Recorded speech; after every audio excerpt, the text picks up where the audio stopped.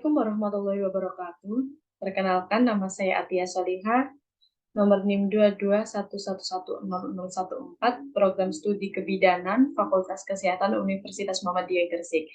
Saya di sini akan menyampaikan sistem panca indera yang ada pada manusia. Nah, seperti yang teman-teman ketahui, sistem panca indera pada manusia itu ada,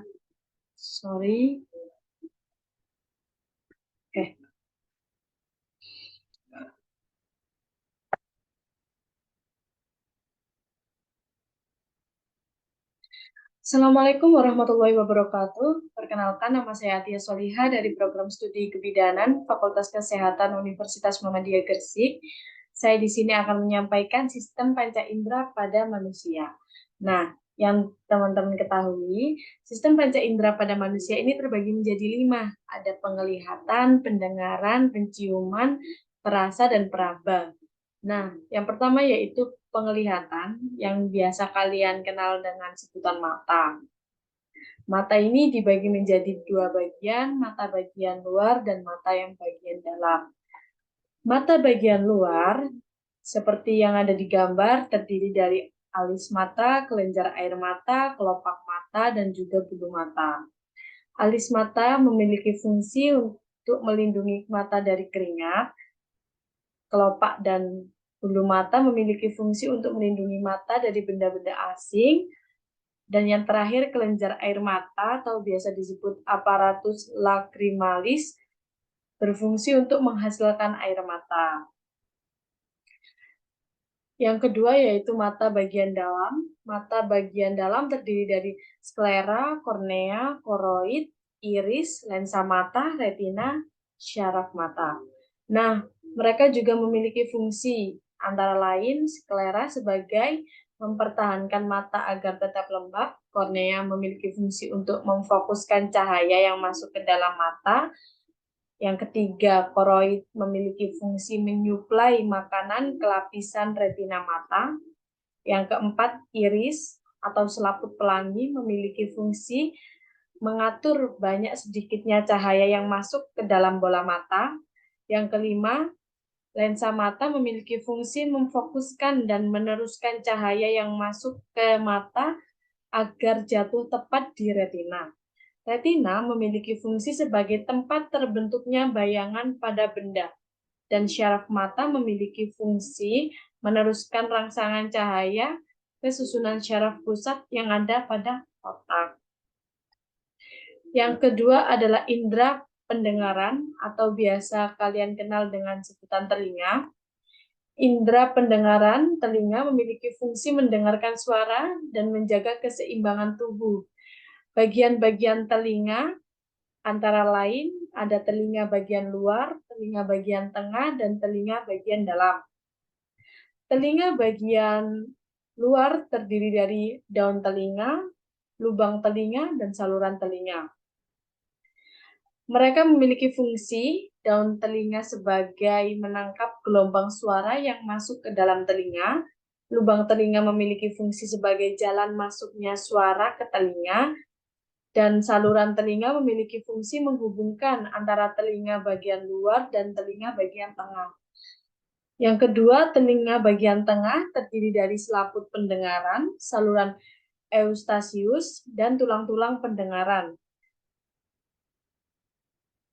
Telinga bagian tengah ini memiliki fungsi selaput pendengaran atau biasa kalian kenal dengan gendang telinga. Gendang telinga ini akan bergetar jika ada suara yang masuk lewat saluran telinga.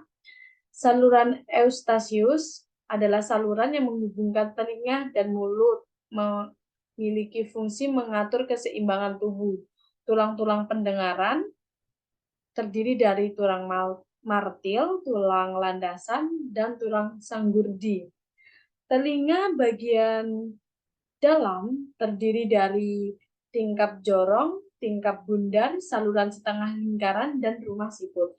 Kalian bisa melihat semua itu pada gambar yang sudah tersedia. Nah, yang ketiga masuk ke dalam indera penciuman. Antara lain yang biasa kalian kenal dengan hidung. Hidung memiliki fungsi sebagai indera pencium dan alat pernafasan manusia. Bagian-bagian hidung terdiri atas lubang hidung, batang hidung, dan rongga hidung. Bagian-bagian hidung ada rongga hidung terdiri dari rambut yang berfungsi untuk menjaring udara yang dihirup agar tetap bersih ketika sampai ke dalam paru-paru. Lapisan lendir berfungsi sebagai pelembab. Nah, di gambar di samping ada syaraf olfaktori. Syaraf ini itu langsung menyalurkan ke otak yang berfungsi sebagai, oh ini loh bau harum, ini bau busuk, seperti itu. Jadi langsung menyalurkan ke otak bagaimana bau yang kita cium tadi. Cara kerja hidung. Nah, cara kerja hidung ini ada zat yang berbau dapat tercium oleh hidung jika telah sampai ke rongga hidung. Kemudian, ujung-ujung syaraf yang ada, mereka akan terangsang dan disampaikan ke otak sehingga otak kita dapat mencium baunya, seperti yang saya jelaskan tadi, seperti bau harum dan bau busuk, dan bau yang lainnya. Oke, yang keempat ada indera perasa, yaitu yang biasa kalian kenal lidah. Indera perasa ini memiliki fungsi antara lain sebagai indera pengecap, sebagai alat berbicara, sebagai mengatur letak makanan saat dikunyah, dan membantu menelan. Permukaan lidah terdapat papila yang di dalamnya terdapat syaraf pengecap dan selaput yang berlendir. Kalian bisa melihatnya di gambar yang telah tersedia. Nah, di situ ada papila yang memiliki syaraf pengecap di dalamnya. Oke, lanjut. Nah, bagian-bagian lidah. Berdasarkan kemampuan, ujung-ujung syaraf pengecap ada rasanya. Masing-masing rasanya yaitu rasa manis, rasa asin, rasa asam, dan rasa pahit. Kalian bisa lihat pada gambar yang ditandai dengan warna merah yaitu rasa manis, gambar yang ditandai dengan warna hijau yaitu rasa asin, dan gambar yang ditandai dengan warna kuning itu rasa asam, dan yang warna ungu adalah rasa pahit. Jadi, mengapa kalau kita menelan obat itu biasanya di ujungnya pahit? Ya, karena disebabkan oleh bagian-bagian lidah tersebut. Oke, cara kerja lidah. Yang pertama yaitu cara kerja lidah, yaitu makanan dan minuman yang masuk ke mulut dapat merangsang syaraf-syaraf yang ada pada lidah. Selanjutnya, syaraf-syaraf tersebut menyampaikan ke otak sehingga kita dapat merasakan apa yang kita makan dan kita minum.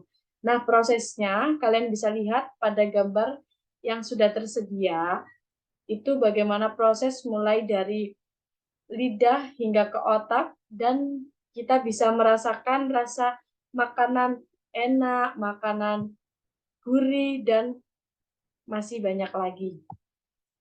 Oke, yang terakhir adalah indera peraba, yaitu kulit. Indera peraba sendiri memiliki fungsi sebagai indera peraba, tentunya sebagai pelindung tubuh dengan melapisi seluruh permukaan tubuh, sebagai bagian tubuh yang sangat penting untuk keindahan. Nah, bagian-bagian kulit, ada kulit bagian luar yang biasa disebut epidermis dan kulit bagian dalam yang biasa disebut dengan dermis. Kulit bagian luar, epidermis, terdiri dari kulit ari dan lapisan malpighi. Kulit ari memiliki fungsi untuk mencegah masuknya bakteri dan tempat penguapan air dari dalam tubuh. Yang kedua, lapisan malpighi, lapisan spinosum yang memiliki fungsi menahan gesekan dari luar. Ada juga lapisan germinativum yang mengandung sel-sel yang aktif membelah dan mengaktifkan lapisan sel-sel pada lapisan korneum. Lapisan Malpighi mengandung pigmen melanin yang memberi warna pada kulit, yang biasa kalian tahu dengan skin tone. Nah, yang kedua, bagian kulit lapisan epidermis, lapisan dermis. Lapisan dermis terdiri dari satu, saraf rangsang, yang kedua pembuluh darah, yang ketiga zat melanin, yang keempat jaringan lemak, yang kelima kelenjar keringat, dan yang keenam kelenjar minyak. Syaraf rangsang berfungsi sebagai sensor peraba, kedua pembuluh darah, ketiga zat melanin yang memiliki fungsi sebagai penangkal sinar ultraviolet yang berbahaya dan sebagai zat warna pada permukaan kulit. Yang keempat, jaringan lemak yang memiliki fungsi mengendapkan air di kulit agar kulit tetap lembab. Yang kelima, kelenjar keringat yang memiliki fungsi mengeluarkan keringat. Yang keenam, kelenjar minyak yang berfungsi untuk melumasi kulit agar tidak kering. Cara kerja kulit menerima rangsangan melalui ujung syaraf peraba dan diubah dalam bentuk impuls diteruskan ke otak melalui urat syaraf, kemudian otak akan menerima rangsangan dan mengirim kembali perintah tersebut untuk menanggapi rangsangan tersebut. Nah, teman-teman, sudah selesai sampai di sini penjelasan saya tentang cara sistem indera pada manusia. Ada kurang lebihnya saya mohon maaf dan terima kasih telah menonton. Sekian, wassalamualaikum warahmatullahi wabarakatuh. Semoga bermanfaat.